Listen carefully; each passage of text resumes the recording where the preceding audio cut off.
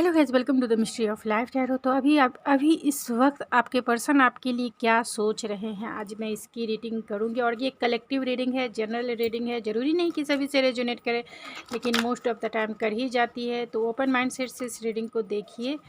And gender specific reading नहीं है, तो इस बात का भी ध्यान ज़रूर रखिए। अगर आप किसी रिलेशनशिप में हैं, आपके एक्स हैं, क्रश हैं, या फिर आपके करंट पार्टनर हैं, तो आप उनकी करंट थॉट्स को जान सकते हैं कि अभी इस वक्त क्या है। तो ये उसी की रीडिंग है कि अभी इस वक्त वो क्या सोच रहे हैं। तो आपके रिलेशनशिप की एनर्जी क्या है, ये जान लेते हैं कि आपके रिलेशनशिप की एनर्जी क्या है अभी इस वक्त।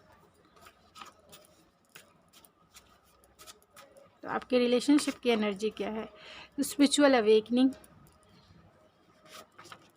New love and relax and belief. तो आपके रिलेशनशिप की एनर्जी है and bottom of the deck है ट्रैवलिंग। तो आपके रिलेशनशिप की एनर्जी है कि स्पिरिचुअल अवेकनिंग हुई है आप दोनों की, और रिलैक्स यानी नो कांटेक्ट सिचुएशन में होंगे। न्यू लव आपकी तरफ, इस रिलेशनशिप में कुछ तो एक नया होने वाला है। एंड बिलीफ है, तो दोनों ये बिलीव कर रहे हैं कि एक ना एक दिन एक्सेप्टेंस है। जो भी रिलीजन है, कल्चरल है, सोसाइटी है, जो भी आप दोनों की जो मोरल वैल्यू है एंड बिलीव है, आप उन चीज़ों को जो है मानते हैं। तो ये बिलीफ सिस्टम है आपका, जो आपकी करंट एनर्जी है। बिलीफ सिस्टम के वजह से आप दोनों नो कांटेक्ट सिचुएशन में हो सकते हैं, और कुछ नया प्यार जो है आपके रिलेशनशिप में, एक अफेक्शन, पैशन, इमोशन और फ्रेंडशिप जो है डेवलप हो रहा है आप दोनों। क्योंकि हो सकता है कि आपका रिलेशनशिप जो है सोसाइटी कल्चर के हिसाब से सही ना हो, जिसके वजह से ये बिलीफ भी आया है। यानी कि आप दोनों इस चीज़ को एक्सेप्ट करते हैं कि जो भी समाज के रूल और रेगुलेशन हैं, उसके लिए आप दोनों को अलग होना ही सही है। यानी रिलैक्स यानी नो कांटेक्ट सिचुएशन में रहना ज़रूरी है। तो कल्चरल डिफरेंसेस आप दोनों में हो सकते हैं, या फिर रिलीजियस फैक्टर हो सकते हैं, या फिर सोसाइटी, या फिर आप दोनों के पेरेंट्स एक दूसरे मतलब आपके पेरेंट्स के बिलीव एंड उनका कल्चर हो सकता है, जिसमें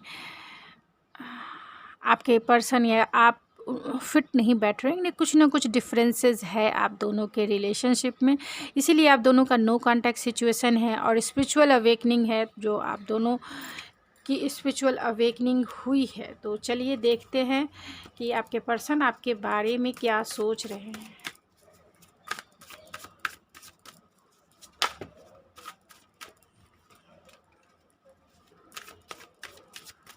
क्या सोच रहे हैं अभी इतने सारे कार्ड्स।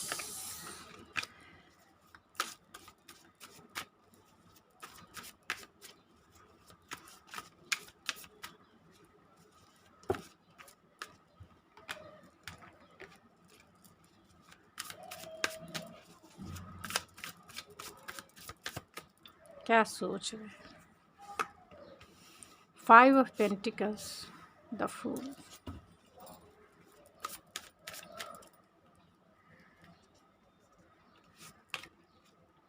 द हैंगमैन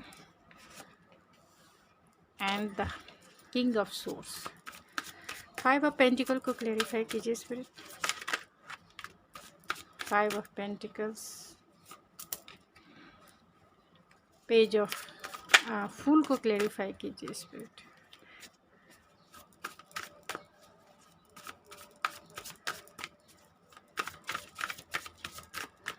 फूल के कार्ड को क्लेरिफाई कीजिए। द हैंगमैन को क्लेरिफाई कीजिए।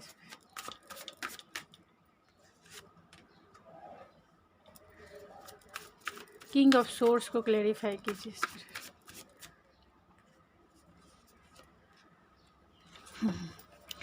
And bottom of the deck है 6 ऑफ कप्स। तो आप दोनों का नो कांटेक्ट सिचुएशन है, इसमें कोई दो राय नहीं है।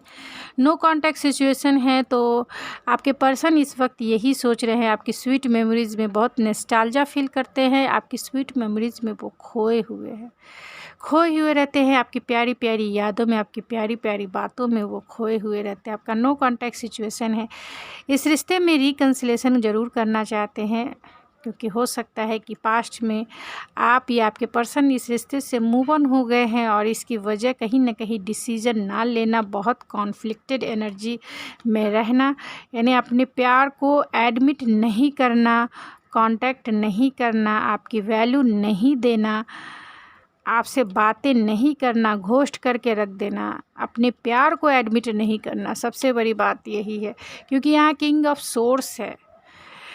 किंग ऑफ सोर्स को कभी प्यार तो हो ही नहीं सकता है, किंग ऑफ सोर्स, क्योंकि जमुना लिब्रा एक्वेरियस की एनर्जी है, इन्हें प्यार कभी नहीं हो सकता, ये ऐसा मानते हैं, क्योंकि ये एम्परर है। एम्परर जो है बहुत डिसिप्लिन होते हैं, अपने हार्ट को बहुत गार्डेड करके रखते हैं, अपने हार्ट को बहुत सेव करके रखते हैं। ये कभी प्यार कर नहीं सकते हैं और इन्हें कभी कोई फीलिंग्स, इतनी डीपेस्ट फीलिंग्स नहीं आ सकती है। ये ऐसा सोचते हैं, क्योंकि यह हर चीज़ प्रैक्टिकल वे में सोचते हैं, बहुत रैशनल वे में सोचते हैं, इंटेलेक्चुअल वे में सोचते हैं, और इतने प्रैक्टिकल हैं कि ये दिल की भाषा कभी नहीं समझते हैं। तो ये बहुत कोल्ड हार्टेड बिहेवियर इनका आपके साथ रहा होगा, और करते भी होंगे बहुत कोल्ड हार्टेड, कि इन्हें कोई खबर नहीं, मतलब इन्हें कोई फ़िक्र नहीं है आपकी, इन्हें कोई परवाह नहीं है। बहुत एक दुनियादारी में, जैसा दुनिया चल रहा है, दुनियादारी को ये ज़्यादा इम्पोर्टेंट देते हैं, अपने बिलीफ को ज़्यादा इम्पोर्टेंट देते हैं, अपने ट्रेडिशन को ज़्यादा इम्पोर्टेंस देते हैं। दिल इनके लिए बहुत मस्कुलाइन एनर्जी है, बहुत दिमाग से सोचते हैं, इंटेलेक्चुअल प्रैक्टिकल होकर सोचते हैं, और इन्होंने आपको घोस्ट इसलिए कर दिया या फिर नो कांटेक्ट सिचुएशन इसलिए हुआ, क्योंकि कहीं ना कहीं इनके दिल में प्यार वाली फीलिंग जो है डेवलप होने लगी, और वो इसमें उसे एडमिट नहीं करने लगे कि हाँ, इन्हें भी प्यार कभी हो सकता है।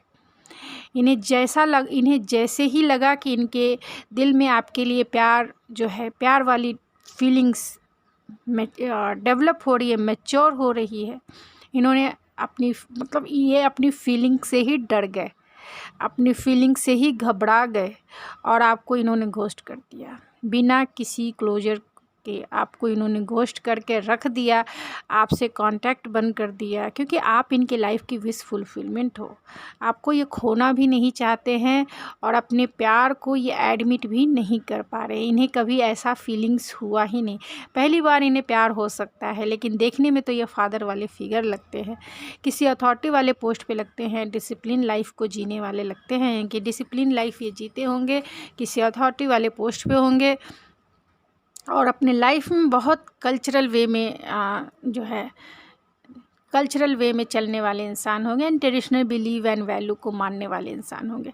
तो इनकी करेंट फीलिंग आपके लिए यही है, करेंट थॉट्स इनके लिए आपके लिए यही है, कि इन्होंने पास्ट में आपसे नो कांटेक्ट में हो गए, तो आपके लिए आपकी स्वीट मेमोरीज़ में ये खोए रहते हैं। लेकिन बहुत अनाथ जैसा फीलिंग है इनकी, क्योंकि लेफ़्ट आउट फील कर रहे हैं। अभी करंट थॉट्स यही है कि अनाथ फीलिंग कर रहे हैं, लेकिन कहीं ना कहीं ये आपके बारे में क्यूरियोसिटी बना के रखे हुए हैं, आपके बारे में ये जानकारी हासिल करना चाहते हैं कि आप कहाँ एक्टिव हो, कहाँ क्या कर रहे हो, क्या पोस्ट डाल रहे हो, क्या स्टोरी डाल रहे हो, कहाँ आपका ध्यान है। सब ये आपसे कांटेक्ट में नहीं है, लेकिन आपकी तरफ पूरी तरह से नज़र बना के रखे हुए हैं। इस रिश्ते में जो है इंटेलेक्चुअल प्रैक्टिकल होके आपकी तरफ, प्रोफेशनल होके आपको डील करना चाहते हैं। तो ये आप पे नज़र बना के रखे हुए हैं, ये आपको स्पाई करते रहते हैं, भले ही अंदर से ये बहुत दुखी हैं, अनाथ फील कर रहे हैं। इस रिश्ते में एक लीप ऑफ फेथ ज़रूर लेना चाहते हैं, आपकी तरफ ज़रूर आना चाहते हैं, इसमें कोई दो राय नहीं है कि आपकी तरफ आएंगे। ये आपकी तरफ आने के बारे में सोच रहे हैं। इस रिश्ते में चैलेंज है, फिर भी इस चैलेंज को जो है डील करना चाहते हैं। इस चैलेंजेस को अपने विल पावर से डील करना चाहते हैं, और आपकी तरफ बढ़ना चाहते, आना चाहते, क्योंकि स्टक नहीं रहना चाहते हैं। आपको कमिटमेंट का ऑफ़र करना चाहते, कुछ ऑफ़र करना चाहते हैं, सॉरी कहेंगे, ऑफ़र करेंगे, सॉलिड ऑफ़र करेंगे, जिससे आपका रिश्ता जो है स्ट्रांग हो। अगर आपने इतना दिन पेशेंस बना के रखा है, तो इसमें सॉलिड ऑफ़र ये आपको देना चाहते हैं। क्योंकि बहुत टाइम से ये आपको स्टक करके रखा है और ख़ुद भी स्टक है। और इसकी वजह कहीं ना कहीं ये टावर मूवमेंट है। ये टावर मूवमेंट वो टावर मूवमेंट होता है जो डिवाइन इंटरवेंस होता है, जिसकी फाउंडेशन यानी आपके रिश्ते की फाउंडेशन कभी सही थी ही नहीं, कभी बैलेंस थी ही नहीं। आपने रिश्ते में बहुत ज़्यादा दिया, इन्हें प्यार दिया, अपना एनर्जी दी, अपना टाइम दिया, लेकिन इन्होंने इसके बदले में आपको कुछ भी नहीं दिया, सिर्फ रिसीविंग किया, जिसके वजह से डिवाइन इंटरवेंस होता ही है किसी भी रिश्ते में, चाहे वो पेरेंट्स का हो, फ्रेंड्स का हो, या किसी भी रिश्ते में। अगर आपका रिश्ता बैलेंस नहीं है, इक्वल गिव एंड टेक नहीं है, तो वो रिश्ता इस टावर मूवमेंट से गुजरता ही है। तो आपका रिश्ता भी पास्ट में बैलेंस नहीं रहा होगा, इनके इनडिसीजन के वजह से, इनके केयरलेस के वजह से, यानी कि ये ध्यान नहीं दे रहे थे इस रिश्ते को सीरियसली, आपको टेकन फॉर ग्रांटेड जिसे कह सकते हैं, ले रहे थे, ध्यान नहीं दे रहे थे कम्प्लीटली कि इस रिश्ते में आगे इन्हें क्या करना है। और इनके इनडिसीजन के वजह से ही ये टावर मूवमेंट आया, इनके एक्शन ना लेने के वजह से ही ये टावर मूवमेंट आया। और आपने जब अपनी एनर्जी वापस ले ली है तो ये स्टक हो गए हैं, जान गए कि आप अब इनके ईगो को आप बर्दाश्त नहीं करोगे। ये बहुत ईगोइस्टिक और डोमिनेटिव हो सकते हैं, बहुत डोमिनेटिव, रिश्ते को अपने हिसाब से चलाना चाहते हैं, अपने हिसाब से सब कुछ कंट्रोल करने का इशू इन्हें हो सकता है, कंट्रोल करना चाहते हैं, सब कुछ अपने हाथ में रखना चाहते हैं, इस रिश्ते का भी बागडोर अपने हाथ में रखना चाहे आपके दिल पे कुछ भी हो, इन्हें कोई फ़र्क नहीं पड़ता है, क्योंकि बहुत ज़्यादा मस्कुलाइन हम दिमाग से सोचते हैं, दिल तो इनके पास है ही नहीं। और आप यहाँ एम्प्रेस की एनर्जी में हो, यहाँ देख सकते हो आप यहाँ एम्प्रेस की एनर्जी में हो। ये जितना मस्कुलाइन है आप उतना फेमिनिन हो, उतने स्टेबल हो, उतने काम हो, उतने कूल हो, इतने लविंग हो, इतने केयरिंग हो। तो इनकी एनर्जी को आप ही बैलेंस कर सकते हैं। ये आर है तो आप पार हैं। इनको जो मज़ा चखाने का कैपेसिटी आप ही में है, तभी ये ऐसे योगी बन गए हैं, जोगी बन गए हैं आपके प्यार में। और ये प्यार को भी एडमिट नहीं कर पा रहे हैं कि ऐसे इंसान को प्यार भी कभी हो सकता है। फ्रेंडशिप ये अच्छा निभा सकते हैं, फ्रेंडशिप के लिए ये जान भी दे सकते हैं, लेकिन प्यार के मामले में क्योंकि इन्हें डर होता है, पास्ट के एक्सपीरियंस इनके ऐसे रहे हैं जिसमें इन्हें बहुत हर्ट हुआ है, जिसकी वजह से ये बहुत सख्त हो गए, डिसिप्लिन हो गए कि सब कुछ करेंगे लेकिन लाइफ में प्यार नहीं करेंगे सब कुछ करेंगे लेकिन प्यार नहीं करेंगे, प्यार में हर्ट नहीं होना है इन्हें, लेकिन दूसरे को हर्ट कर देंगे। और जब आपसे वो मिले तो उन्हें आपसे वो प्यार वाली फीलिंग फील हुई, उन्हें वो फिर से वही चीज़ें जो इनके पास्ट में हो सकता है कि पास्ट एक्सपीरियंस होगा जिसके वजह से वो इतने सख्त हो गए, इतने डिसिप्लिन हो गए, इतने ये हो गए। जब उन्हें प्यार वाली आपके लिए फीलिंग आई वो घबरा गए और सीधा आपको उन्होंने ब्लॉक करके ख़त्म कर दिया कहानी। लेकिन अभी भी दिल में जो बोलते हैं ना, आग बची हुई है बस फूंक मारने की ज़रूरत है। और ये फूंक ये है, फूंक लगेगी फिर से ये प्यार जो है, जो अंदर तड़प रहा है, वो बाहर ज़रूर आएगा आपके लिए। तो ऑरेकल से देखते हैं कि क्या सोच रहे हैं वो आपके बारे में।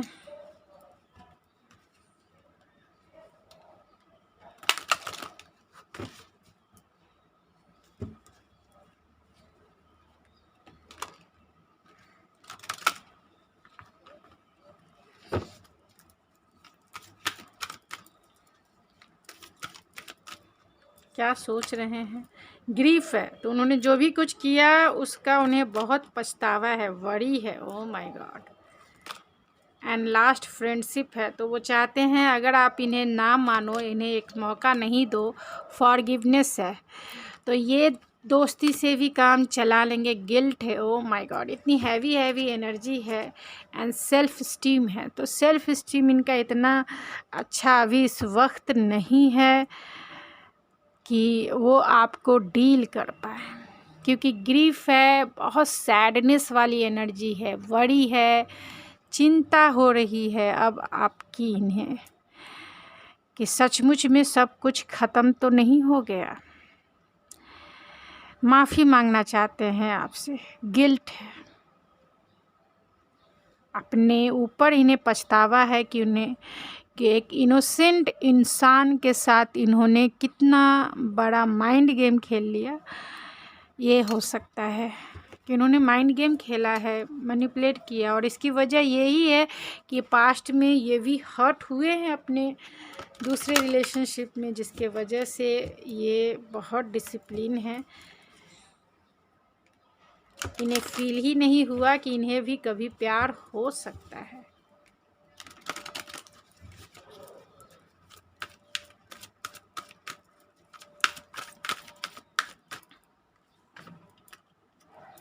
तो हीलिंग चाहते हैं वो, एंड मूव फॉर कंटम्पलेशन भी है। तो कहीं ना कहीं आप दोनों में किसी बात को लेके आर्गुमेंट हुए होंगे, जिसके वजह से वो आपसे माफ़ी भी, फॉरगिवनेस का कार्ड है, माफ़ी मांगना चाहते हैं, वो हीलिंग चाहते हैं, इस रिश्ते में खुद की हीलिंग चाहते हैं, क्योंकि गिल्ट है, बहुत हैवी एनर्जी है, हील खुद को कर रहे हैं और चाहते हैं कि हील हो ये रिश्ता, मूव फॉरवर्ड है, आगे बढ़ना चाहते हैं इस रिश्ते को आगे ले, क्योंकि बहुत स्टक वाली एनर्जी है, आगे लेके आगे मूवमेंट चाहते हैं इस रिश्ते में। ऑनेस्टी भी है, ऑनेस्टी के साथ पीसफुल पीस चाहते हैं, और इसके लिए उन्होंने डिवाइन के ऊपर सरेंडर कर दिया है। तो चलिए उनके मैसेजेस देख लेते हैं कि क्या मैसेज वो आपको देना चाहते हैं।